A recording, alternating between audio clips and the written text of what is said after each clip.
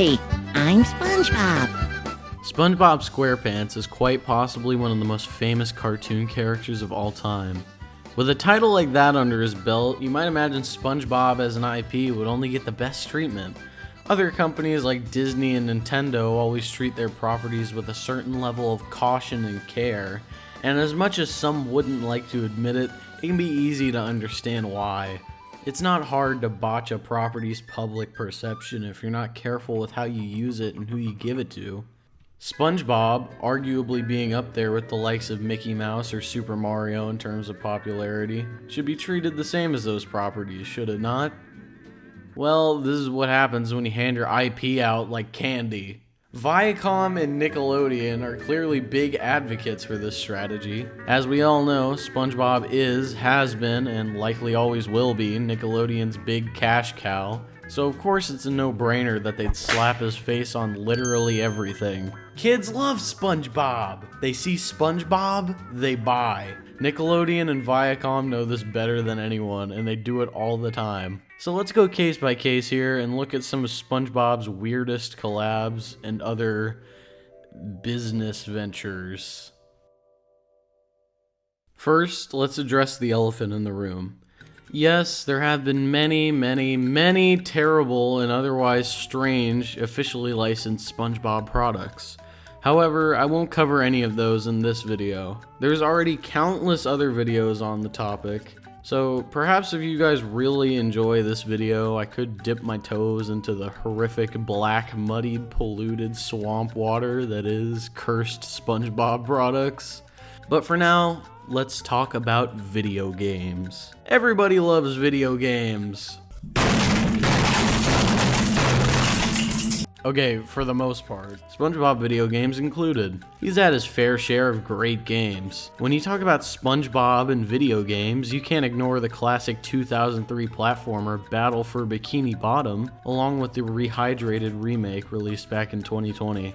There's also newer games like the Cosmic Shake from 2023, and hell, even the Patrick Star game that came out just this year. These are all decent SpongeBob video games. However, for every good SpongeBob video game, there's two bad ones waiting just around the corner. No shame to anyone who enjoys these games. It's perfectly fine to have your own opinion, and this is just mine. But the vast majority of these games suck. From handheld titles that no one over the age of 5 can enjoy for more than a few minutes at a time, to home console games, plug-and-play games, and even games like SpongeBob Typing. Yes, this is real. It came out on July 24th, 2004, and apparently they got some of the original cast to do voice work for this game's low-budget cutscenes. No Clancy Brown, though. Let's see if they've been throwing away me slightly used pickles. Even though it's a little strange, I must admit, this game has its charm. I mean, just look at this. The story of the game revolves around Mr. Krabs discovering an old typewriter in a dumpster, but he mistakes it for a cash register. Squidward informs him of what it actually is, but Mr. Krabs is still determined to get some money from it. He creates a delicious-looking Wordy Burger, which is just a Krabby Patty with a typewriter shoved between it. Weeks go by and the Wordy Burger still hasn't sold, so Mr. Krabs decides to put on a typing tournament with the grand prize being a peanut butter and jellyfish jelly sandwich. Apparently those are pretty popular in Bikini Bottom because nearly the whole town lines up to compete. Even Squidward gets in line. Soon after, SpongeBob also finds the line and gets in without even knowing what it's all about. Squidward tells him about the typing competition, but SpongeBob doesn't know how to type. That's where you come in! You have to help SpongeBob through a series of mini-games and challenges that are intended to help you learn how to type, so he can win the coveted peanut butter and jellyfish jelly sandwich. This game might not have much to it, and sure, it's a little strange, but for what it is, it's a pretty neat game to help kids learn how to type correctly. Another strange PC exclusive game is SpongeBob SquarePants Employee of the Month. This game is much weirder than SpongeBob Typing, and came out a whole 2 years prior, back in 2002. Oh, and if you thought the last game's cutscenes were a little off, wait until you get a load of Employee of the Month. This is a point-and-click adventure game that follows SpongeBob and Patrick trying to make their way to Neptune's Paradise, an amusement park that they both receive a free ticket to in the beginning of the game. The story spans over 4 chapters, which are about 30 minutes each. A YouTuber named Johnny already made a great video about this game, so if you want to hear about it more in depth, go check out his video. Link is in the description. One game that I haven't seen many people talk about, though, is SpongeBob SquarePants Ocean Adventure 3D Racing. I'm sure you can picture it in your head now. An epic race through Bikini Bottom with SpongeBob and friends, passing by iconic locations from the show, doing all kinds of crazy tricks and stunts. And to top it all off, the game is all presented in earth-shattering 3D! Well, this was made for the Fisher-Price Smart Cycle, so... Look, it's a miracle we even have footage or any documentation of this game. The general idea is that you get to customize your own vehicle. You can choose a bike, boat, bus, change the color, and even pick a hood ornament. As for the gameplay, well, I'll just let it speak for itself. Go!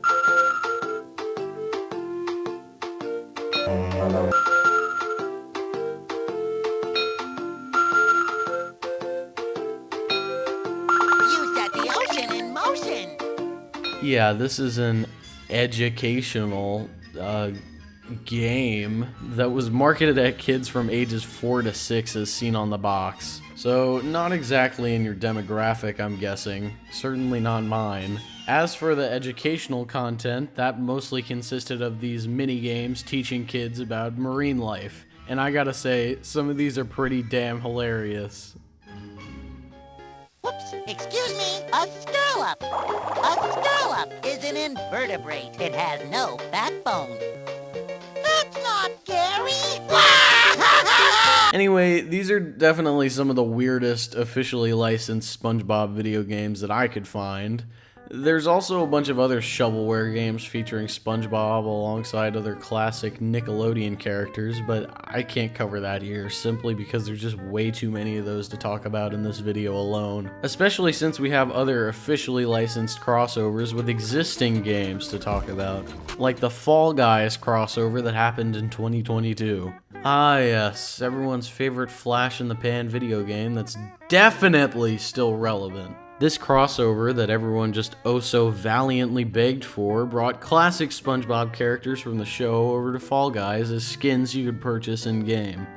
Oddly, SpongeBob himself was locked behind the highest tier of the Season 3 pass though, meaning players only had a limited time to unlock him before he would go away forever. Fall Guys also introduced some super hilarious SpongeBob memes as skins, like Surprised Patrick, Handsome Squidward, and Caveman SpongeBob. Okay, can we take a minute to talk about how unfunny these memes have always been? I'm sorry, but did anyone seriously ever laugh at any of these at any point in time? Nickelodeon loves to look back at these memes all the time and point at them with references, merch, and even crossovers, like in this case. It's stupid. Nobody finds this funny. Execs at Nickelodeon seem to think little kids are gonna shit their pants laughing when they see the funny SpongeBob or Patrick face, but they don't. Most of these memes became popular and died far before SpongeBob's current target demographic was even alive. Nobody finds these old, tired, dried up, dead memes funny, so stop trying to milk them, Nick. Thank you. And same goes for the SpongeBob chicken meme. Nobody thinks any of that is funny. You're beating a dead horse.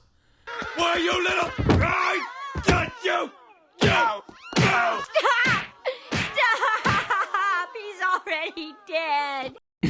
Anyway, over a year later, Nickelodeon also did an official crossover with Stumble Guys, the Fall Guys knockoff game. Yeah, that's right. After doing a crossover with the actual Fall Guys game, Nickelodeon then went and did a crossover with a knockoff version of the game? Why? Was the first crossover really that successful? Either way, Stumble Guys honestly ended up making better use of the IP in my opinion, bringing over many more characters than Fall Guys ever did across multiple updates. But guess what else they also brought over?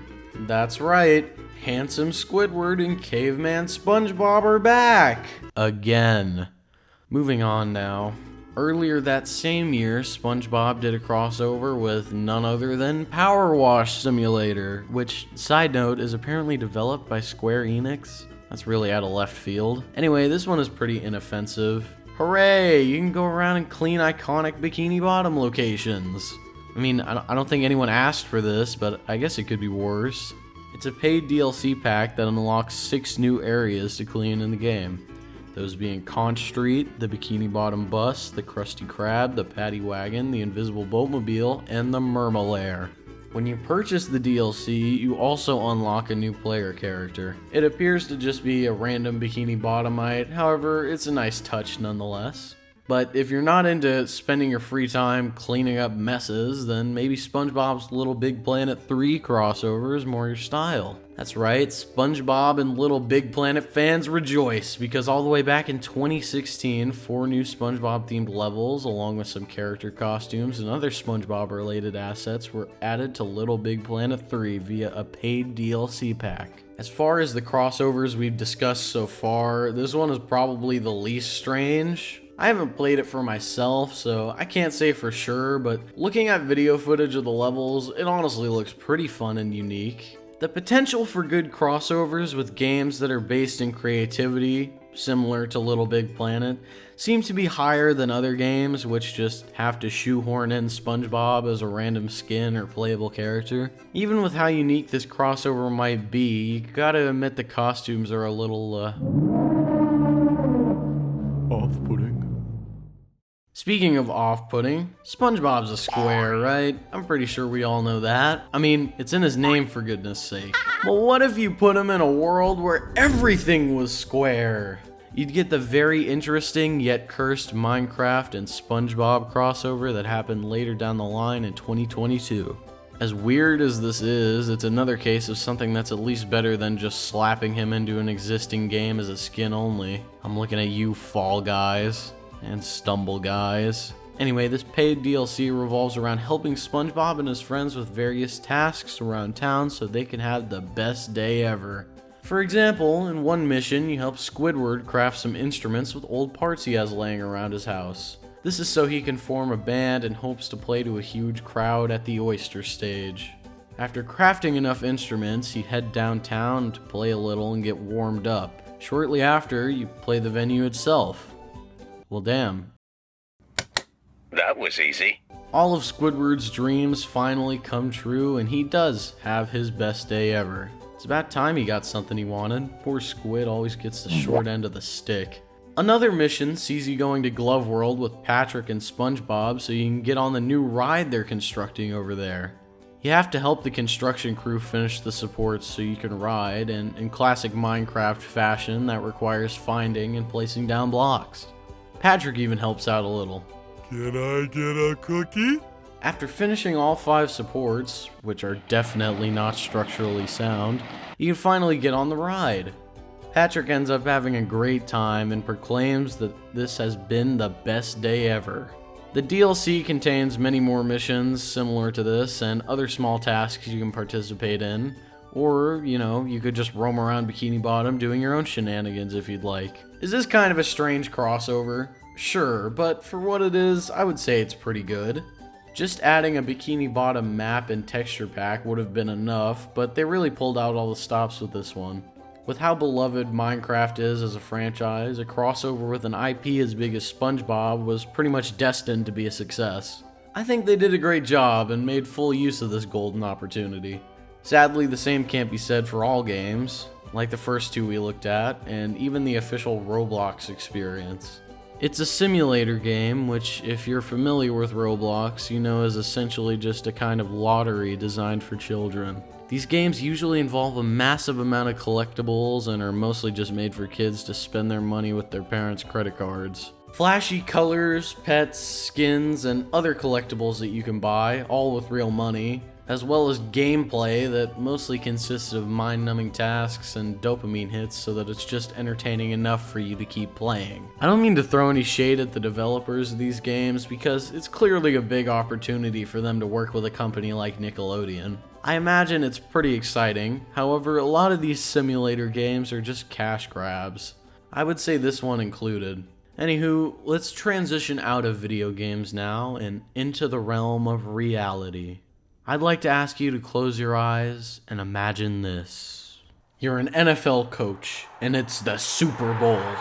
You have what is without a doubt the best team of all time. It's almost unfair how good your team is. Every single player from the quarterback to the lineman are all incredible. The game starts, and quarter after quarter, score after score, you are getting your shit completely and utterly wrecked. And by the end of the game, you have been blown out by the opposing team. But I don't get it. The team did exactly as I said. No, this can't be happening, you utter, but it's too late. The worst part is, you're completely right. The team did exactly as you told them to, perfectly executing each play, yet you still lost. Maybe you're just a terrible coach. Maybe it's time to give it up. Well, this is exactly what happened to Wendy's with the Krabby Patty Collab. For the uninitiated, the Krabby Patty Collab is a promotion that Wendy's ran that began on October 8th and ended a little under a month later on November 3rd, 2024. I mean, can you imagine being given the opportunity to make the Krabby Patty real? Mr. SquarePants himself ascends out of the sea and asks you, Please make the delicious Krabby Patty real for everyone to enjoy. Don't let the flame die out! and somehow you manage to blow it this hard? Honestly, the lack of effort that Wendy's has put into the Krabby Patty collab is baffling. Anyway, I'm getting ahead of myself here. Let's go step by step through the ordering process, and then we'll break down the meal itself.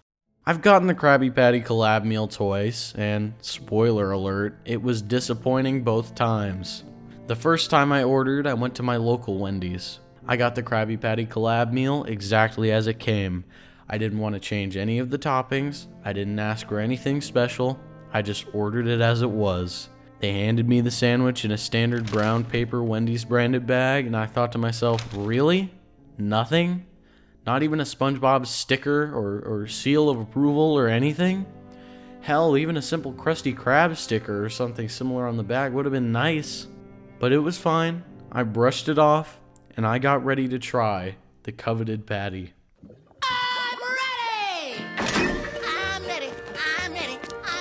After I consumed my first Krabby Patty meal, I looked online to see what others got and if they were just as disappointed in the presentation. What I found was an extremely strange mix of some who got the whole shebang and some who got something similar to what I did. Some were posting videos of a special SpongeBob themed box, and it even came with a special french fry holder and Krabby Patty wrapper. Hey everybody, so this is Future Rio here. This is unscripted. I just wanted to mention that upon editing the video and doing further research, I found out that the box is not linked to Wendy's in any way. And in fact, the Krabby Patty collab is a lot bigger than just Wendy's. There were multiple restaurants ranging from smaller chains to mom and pop places, but Wendy's was the only real big fast food chain that was a part of the collab, so that's where most of the attention went. So there's a lot of conflicting stuff out there. Some of it is from Wendy's, some of it is not. For example, the box I just mentioned, that wasn't at Wendy's. It never had anything to do with Wendy's. It was other restaurants that were a part of the collab were giving those away with the meal. Honestly, I don't even know if this makes Wendy's case better or worse for the amount of effort they put in, since these boxes were being given out to many other restaurants. Why couldn't Wendy's have had them? Anyway, I just wanted to mention that, so back to the video. I noticed others, like the Report of the Week, for example, who upon posting their review of the Krabby Patty collab meal, got the same bag I did, but they had a special sticker sheet included with theirs. Others online simply got the same exact generic Wendy's bag that I did, with no special branding and no sticker sheet. I felt saddened, almost betrayed. Where's my sticker sheet? Where's my SpongeBob box? I love SpongeBob just as much as the next guy. It's not fair. When doing research for this video, I also found this pop-up Bikini Bottom drive-thru experience. I mean, I obviously don't expect every single Wendy's location to have something like this, but you know what I do expect? effort. And bad news, it's really nowhere to be found here. Every single year, McDonald's ships out a little under 1 billion special boxes to each store for the Happy Meals they sell. They also change the designs of said Happy Meal boxes every couple of weeks or so. These boxes and other special packaging cost no more than a mere few cents to produce at most. Wendy's ran the Krabby Patty collab promotion for less than a month, and you mean to tell me they couldn't produce some boxes for each store? Not even a special paper bag. That's the most ridiculously and undeniable lack of effort that I have ever seen from a fast food chain, quite possibly. Unless Wendy's is seriously struggling that much financially, they should be able to do something like this with relative ease. The second time I ordered the Krabby Patty meal, I opted to try a different Wendy's location that had a better rating online. I thought, okay, maybe the first time was just a fluke. Surely a SpongeBob box or at least a sticker sheet are awaiting me. I also decided to get a double Krabby Patty instead of a single this time. Sadly though, things did not seem well right from the get-go. I asked for the Krabby Patty collab meal, double, and the employee repeated back, "Okay, a Dave single with Krabby Patty collab sauce." And it was almost at that moment that I could feel SpongeBob's pure little soul shrivel up and die from across the continent. This is no Krabby Patty. It's a Dave's signature single cheeseburger, but in place of the usual ketchup and mayonnaise, there was Krabby Patty collab sauce. By this point, I knew it was all over. I'm sure these aren't even made with love.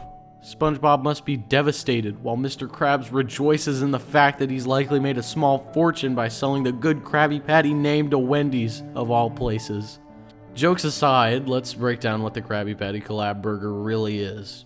On Mrs. Wendy's website, her and her cohorts cited Dave's single as a 1/4 pound of fresh beef, American cheese, crisp lettuce, tomato, pickle, Heinz ketchup, Heinz mayo, and onion on a toasted bun just the way Dave intended. The Krabby Patty collab burger is cited as a 1/4 pound of Wendy's fresh never frozen beef, 2 slices of melty American cheese, crisp lettuce, tomato, pickle, onion, and a top secret Krabby collab sauce on a toasted premium bun. So all in all, the only difference between a Dave single and a Krabby Patty from Wendy's is an extra slice of cheese and top secret Krabby collab sauce, which just seems to be mayonnaise, dill pickle relish, onion, mustard, white vinegar, sugar, garlic powder, onion powder, salt, and paprika. Not so top secret now, is it? You may know this combination as Big Mac sauce, cane sauce, or Thousand Island dressing. This is disappointing news, I know. Please try to contain your tears.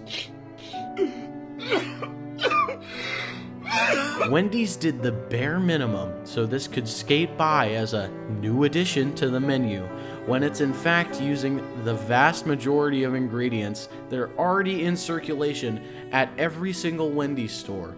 Apparently, it was also too much effort for them to ship out some extra pieces of cardboard to every store too. I'm not really sure what happened there. Wendy's not only dropped the ball, they dropped their dignity along with it.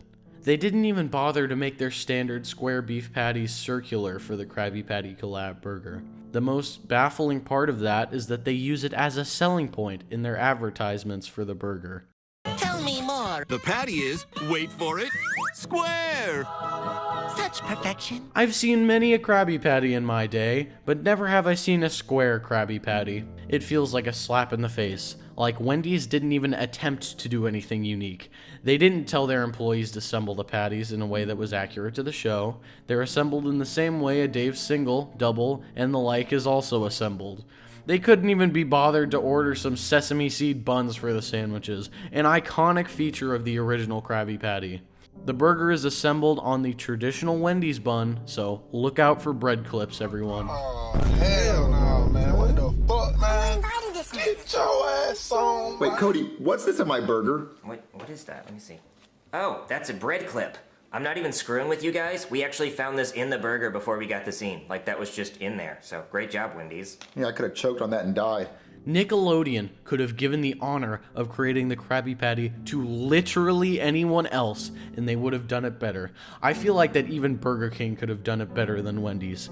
This is exactly why Wendy's, a vast majority of the time, does not get any partnership offers from other companies. They manage to fumble the bag every single time.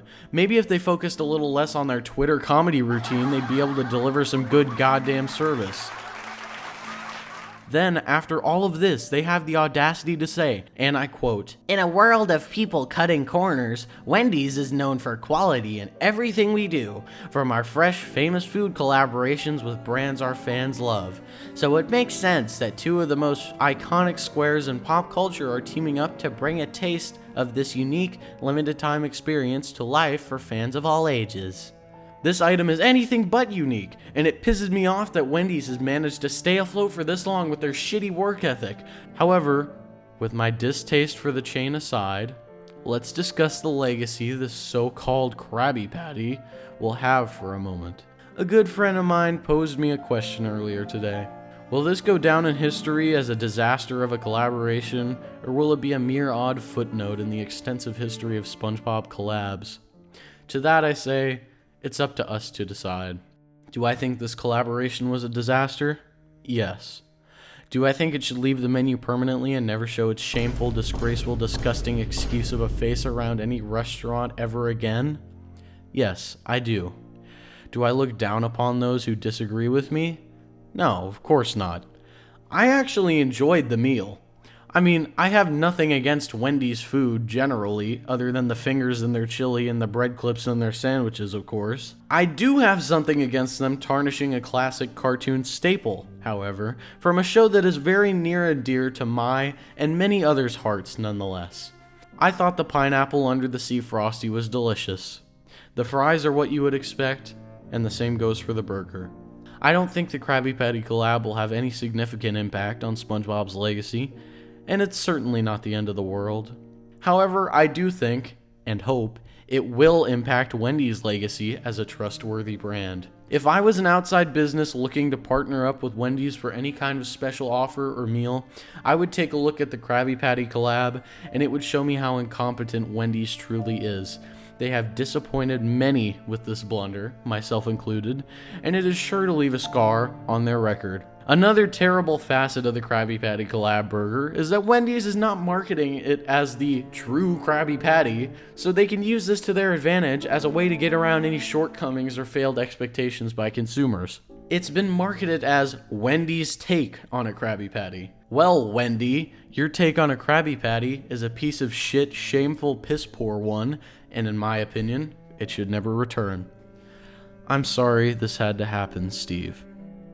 I'll end this rant with one last statement, which is what I always tell anyone when they ask me how the Krabby Patty collab meal was or what I thought of it. Quote, "It's literally a Dave single with Thousand Island dressing. That's it."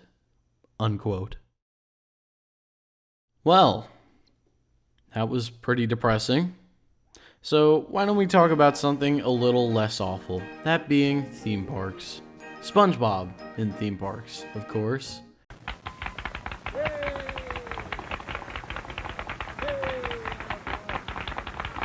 Hi, I'm SpongeBob. The little yellow fella is no stranger to making appearances in the theme park space. He's had multiple rides, attractions, and other themed areas dedicated to him. This isn't technically a part of a theme park, so I'll bring it up now before I don't get a chance to talk about it again. It's a relatively new attraction, that being SpongeBob's Crazy Carnival Ride.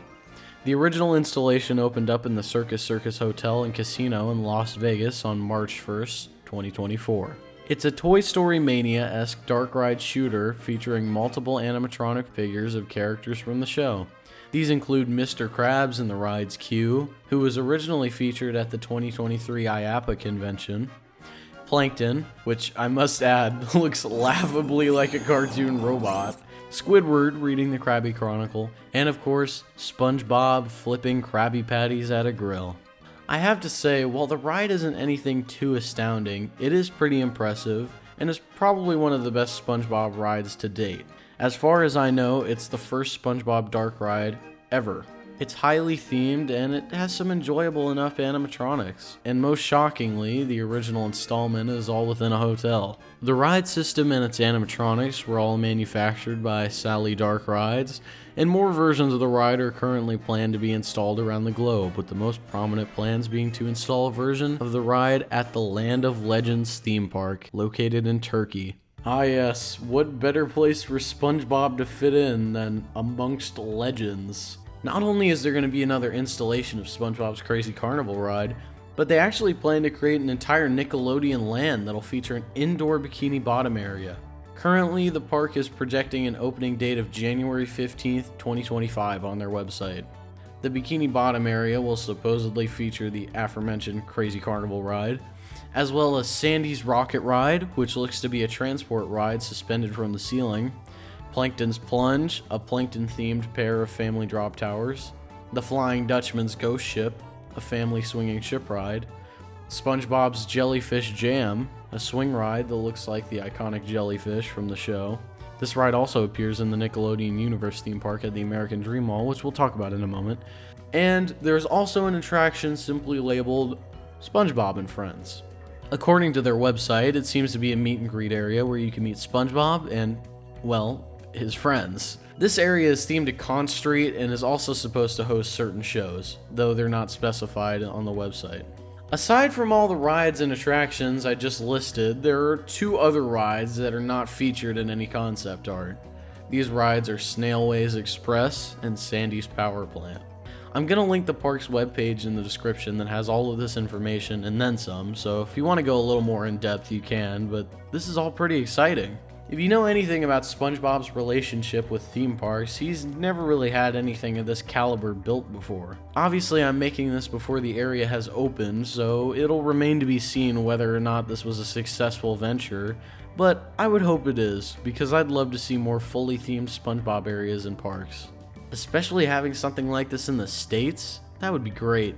Actually, there are a couple of indoor parks with SpongeBob themed rides, like I teased a minute ago. Those would be the Nickelodeon Universe parks. Yes, that's right, parks, with an S. There are two of these. One is located inside the Mall of America in Minnesota, and the other is at the American Dream Mall in New Jersey. They both have a similar number of attractions, however the Mall of America park is generally considered superior by most. Both of these parks feature rides based around all kinds of Nickelodeon IPs, however we'll just be covering the SpongeBob themed rides and attractions here. The park in Minnesota has the Dutchman's Deck Adventure Course, which is a SkyTrail ropes course suspended 56 feet above the park. Yeah, that's a bit much for me. There's also Pineapple Poppers, an inflatable version of SpongeBob's iconic pineapple house that kids can bounce around and play inside. Kinda like a bouncy castle. Except, you know, a fucking pineapple. Lastly, there's a roller coaster called SpongeBob SquarePants Rock Bottom Plunge. This is a thrilling coaster with a vertical 90-degree lift hill, steep drops, sharp turns, and 3 inversions. Most of where this park shines is outside of SpongeBob territory, however the Rock Bottom Plunge looks to be a pretty great ride, especially considering it's an indoor coaster. Indoors, indoors, indoors. Take it away, Penny. The park at the American Dream Mall also has a SpongeBob themed coaster, however this one is completely different. It's called Sandy's Blasting Bronco. This is another thrilling coaster with multiple inversions, and it features forward and backward launches. It's the first of its kind and has a very interesting layout. It's one of those coasters that launches you back and forth over and over again until you finally complete the circuit. There's also a couple of flat rides at the American Dream Mall Park, like the Bikini Bottom Crosstown Express. This is a bus ride that rotates while swinging back and forth, similar to a ride you'd see at a traveling fair. There's also the previously mentioned SpongeBob's Jellyfish Jam swing ride. Both of these mall parks are pretty great to have around, even if it is kind of a shame that they're both crammed within a small space, but maybe it's still not enough for you. Maybe you want to feel like you're actually in Bikini Bottom. Well, you're in luck. Multiple SpongeBob 3D and 4D rides have been created over the years and installed all over the place, immersing bystanders into the whimsical world of Spoing Boing. The effects can vary, but most of the time, water spray, bubbles, wind, leg ticklers, smoke, and various smells can be experienced by riders. These rides first showed up in Paramount parks throughout May of 2003 in a simple 3D form, at parks like Kings Island. The ride also appeared at Camp Snoopy in the Mall of America, which was what the area was known as prior to Nickelodeon Universe's conception. Funnily enough, the theater it then had played in was demolished to make way for the Rock Bottom Plunge Coaster in 2007 during the construction of Nickelodeon Universe. In 2008, the 4D version of the ride debuted with Nickelodeon Family Suites 4D Theater. I was lucky enough to be able to experience this version at the hotel just before it was replaced by SpongeBob SquarePants 4D The Great Jelly Rescue in 2013, which supposedly was written by Hillenburg. I haven't been able to find anything to back that up, but I just thought I would throw that in there. Okay, so this is normally where I would give you the rundown of the main story of the ride, but like most 3D and 4D theme park rides, it's really just chaos for the sake of being chaos. So I'll try to explain what I can. The general idea of the ride is that we arrive at the Krusty Krab, and while preparing a Krabby Patty, SpongeBob loses a pickle. It starts bouncing away and all kinds of antics ensue as the audience chases down the escaped pickle with SpongeBob by their side. Eventually, everyone gets launched into the air and crash lands in the chum bucket. Plankton then reveals he was the one trying to steal the pickle with a robotic version of Patrick he created, but Plankton ends up getting crushed by it after the real Patrick unplugs it for his toaster. SpongeBob retrieves the pickle and finishes the Krabby Patty. After all of this, the hungry customer is finally served his patty, but it's revealed he actually ordered it without pickles because he's allergic. I asked for no pickles? No pickles, ha ha ha. No, you don't understand. Okay, so while having all this stuff themed around SpongeBob is great and all, you gotta kind of wonder, where is he anyway? Can we meet SpongeBob? Is he even real? Well, of course he is, silly.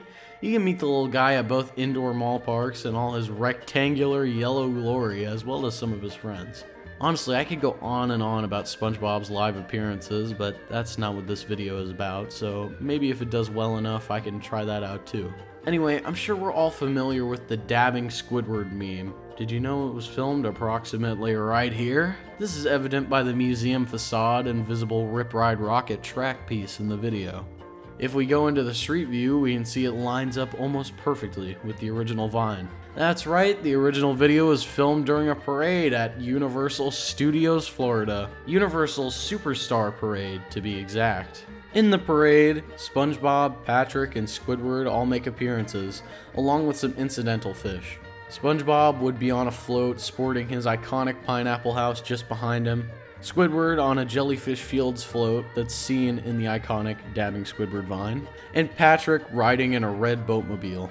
After over 10 years of entertaining guests, the parade held its final performance on June 4th, 2022, and was retired to make way for the new Universal's Mega Movie Parade, which would take its place about 2 years later in 2024. That's not all for SpongeBob at Universal, though. If we go back down the street to Production Central towards the front of the park, we can see where the Despicable Me Minion Mayhem ride currently resides. This same show building actually used to house a different ride. It was Jimmy Neutron's Nicktoon Blast, and it was a motion simulator ride. It originally opened up in 2003 and was replaced by the Despicable Me ride in 2011, which as of the creation of this video remains open. The pre-show sees Jimmy Neutron welcoming the riders, and with the help of Carl Weezer, he unveils his newest invention, the Mark IV rocket. Shortly afterwards, Ooblar breaks into the lab so he can return Carl's teddy bear. Next, he plays a recording from his brother, King Goobit. This is real. Who tells Jimmy he plans to duplicate the rocket for his armies, which will allow him to enslave Earth. Ooblar then claims the Mark IV in the name of Yulkus, grabs the remote for it, and flies off. Quickly, Jimmy announces that he and Carl will follow Ooblar in their Mark II rocket, while riders follow in the original, and slightly unpredictable, Mark I rockets. He ensures everyone that he'll safely pilot the riders by remote control, right before it short circuits and causes a blackout, ending the pre-show with the lab doors opening up and the crew members ushering riders into the rockets and delivering safety instructions. If you're someone who doesn't watch Jimmy Neutron, like myself, you're probably pretty damn lost right now. I completely get it. I have no fucking idea who King Goobit is, and that's the funniest shit ever to me, but just stick with me here. We're almost back in SpongeBob territory. Once the ride begins, Jimmy and Co. chase Ooblar through the sound stages at Universal, passing by various Nicktoons characters throughout. They end up leaving the sound stages and head toward Fairy World, where Cosmo offers Carl his wand as assistance. Carl accidentally poofs Ooblar away, so Wanda poofs the rockets and their passengers, which would be you, the rider, I guess, if you were, riding this, to the Yolkian planet, sending the rockets crashing through the planet's capital city. The chase ends with Jimmy, Carl, and the riders trapped in King Goobit's throne room, where they're confronted by Poltra. They barely escape after Poltra's breath fries Ooblar and destroys the Mark IV, when the engine on the Mark II and Mark I rockets fail. So Carl, using Cosmo's wand, poofs everyone back to Earth, where they plummet down to the sea, and oh, would you look at that, they end up landing in Bikini Bottom, coincidentally enough. SpongeBob, mistaking the Mark II rocket for a jellyfish, catches Jimmy with his jellyfishing net, blinding him and sending everyone crashing throughout downtown Bikini Bottom, ending with the Mark II and Mark I rockets going through a drain pipe, leading back to Jimmy's lab. Whew! Now I know you're probably thinking, that was a lot of build-up and not a lot of SpongeBob. True, but to be fair, this is a Jimmy Neutron ride that just happens to feature other Nicktoons. It's debatable whether I should have even included this in the video or not, but technically it is a crossover within a theme park, so that's almost a double crossover. I'd also like to briefly mention this uncannily on-model SpongeBob that appears in the safety video before you get on the ride. This is actually a pretty interesting video, but sadly a good chunk of it is locked behind low-quality recordings, as we currently don't have a good rip of all of it available, aside from the intro and the outro, which I'm showing on screen now. By the way, I'm linking all of my sources in the description, from videos that play in the background to videos I've mentioned specifically in this video. So if you want to watch the full SpongeBob safety video or the full Jimmy Neutron ride without me talking over it, it's all right there for you. Anyway, now that we've covered the old defunct attraction featuring SpongeBob, why don't we move across the lagoon over to something that's still open at Universal Studios Florida as of the making of this video. I'm talking, of course, about SpongeBob's SquarePants. This is probably one of the most iconic representations of SpongeBob in theme parks to date. Personally, when I think of SpongeBob and theme parks, this is what I think of first. In case you couldn't gather this by the name alone, SpongeBob's SquarePants is a gift shop inside of Universal Studios Florida that carries, almost exclusively, SpongeBob-related merchandise. From clothing to plushies to action figures and more, if it's SpongeBob related, SquarePants probably has it. Aside from the impressive amount of SpongeBob merchandise, the store also has multiple photo ops as well as a meet and greet area. Some of the photo ops include Squidward's house and SpongeBob's pineapple, which has an interior where the Jellyfish rave is taking place. Gary can also be found inside the pineapple waiting for you to snap a picture of him. And elsewhere in the store is SpongeBob's classic inflatable red chair. SquarePants is packed with plenty of details, from the architecture looking like something that was pulled straight out of the show, video screens on the walls advertising various Bikini Bottom locales, and so on. Of course, when talking about SpongeBob's SquarePants, you can't forget the meet and greets. Call it nostalgia bias, because I did grow up watching SpongeBob and going to Universal Studios, but there's something so magical about meeting SpongeBob and his friends there every single time, whether it's the first time or the last time you've done it. Another great thing about SquarePants is its extremely frequent meet and greets. I mean, they happen often, probably upwards of like 50 times throughout any given day. It's usually something like every 15 or 20 minutes the characters will come out, either SpongeBob and Patrick or Squidward and Patrick, but maybe if you're really lucky you can meet all three at the same time. Then after a certain point they'll close off the line, finish up taking pictures with everyone remaining in the line, take a short break, and repeat. Squidward, have you been watching House Fancy? Most of the times I've gone, there's never really been a long line to meet them, which is pretty impressive considering how popular SpongeBob still is today. Or maybe I'm just out of touch, I don't. So by this point, you might be asking yourself, well, if Universal has the rights to use SpongeBob in their parks, why is he just delegated to a store? Shouldn't there be a SpongeBob ride?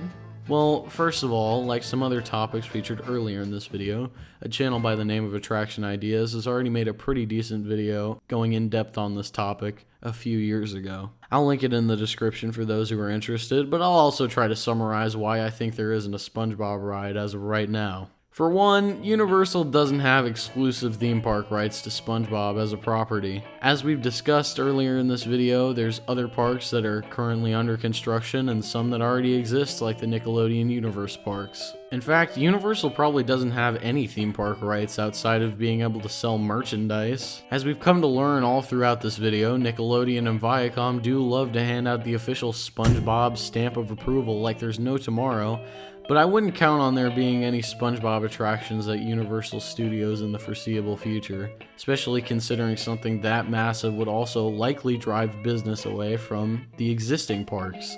Hell, we'll honestly be lucky if StorePants stays around much longer. At other parks like Universal Studios Hollywood, SpongeBob has sadly already been retired. He and his friends no longer meet and greet with guests, and they stopped selling his merchandise inside the park back in 2020.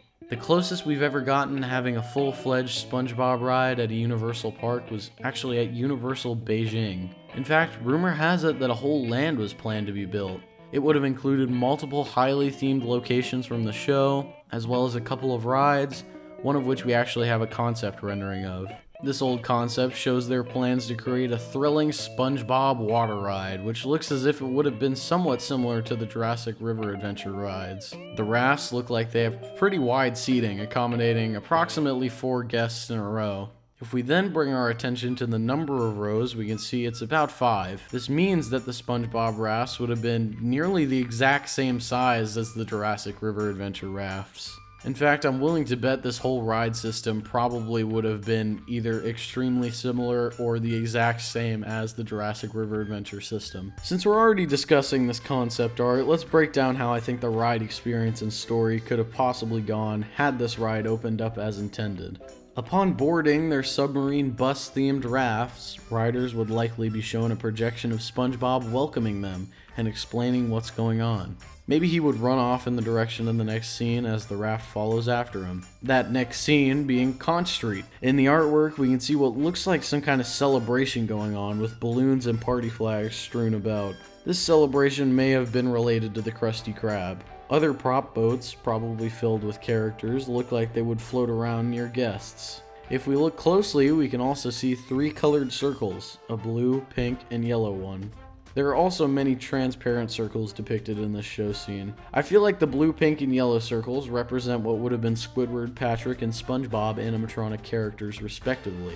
The transparent circles likely represent what would have been figures of random Bikini Bottomites. I'm sure this scene would have been jam-packed with references to the show and its many episodes. Moving on though, the next show scene is simply referred to as Switcheroo in the concept art. It looks like there would have been some kind of scuffle, possibly involving SpongeBob and Plankton, leading riders to get moved off track and lost in the kelp forest. This would be somewhat similar to the Parasaurolophus bumping you off course in River Adventure, I imagine. After making their way through the forest, riders would have been confronted by what I again assume is either Plankton or some kind of robot created by him. This would then cause riders to fall off a cliff backwards, all the way down to rock bottom. This next part is really interesting, as it seems like riders would move through rock bottom still facing backwards. Squidward and Patrick may have made some kind of second appearance here, but I genuinely don't know. Maybe this represents something else, or they would have come in an attempt to rescue you? Either way, what does seem to be clear to me is this really cool moment where riders would continue floating downstream backward until coming face to face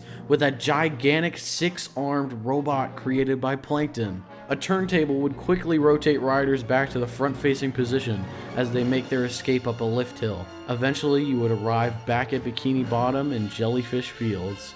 Plankton would end up getting his karma, being stung by King Jellyfish, while SpongeBob, Patrick, and Squidward send you off just before the ride comes to a close and riders unload back at the station. Now, I know I left out certain details, but this is just my interpretation of what I think would have generally taken place on the ride. It's honestly a shame this ride never came to fruition. It's still not really known why, but one can assume that either Universal and Viacom couldn't come to an agreement, or perhaps Universal just decided against it. We'll likely never know the answer, but either way, this space ended up becoming the Kung Fu Panda Land of Awesomeness. I'm not the biggest Kung Fu Panda fan, but I gotta admit, this area is pretty cool. Sure, it's no SpongeBob, but it's a good fit for the park. Are you ready, kids? Whether it's an attempt to represent an iconic location or item from the show in real life, or a SpongeBob shoehorn into a random video game franchise, SpongeBob has had some seriously strange collaborations and crossovers with other companies. This video was a lot of fun to make, and as you probably gathered by now, I'm a big fan of the show. I love talking about this stuff, and hopefully you guys loved listening to it. If you stuck around for this long, I mean, you must have. With the video almost being over now, I want to take a moment to ask you to please consider subscribing to the channel, leaving a like, or sharing this video with a sponge buddy who might also enjoy it. Me and my friends started this channel as a means to talk about the things we love and hopefully entertain some people along the way. It would be great if you could help our dream come true. Thank you all for watching, and I hope you have the best day ever.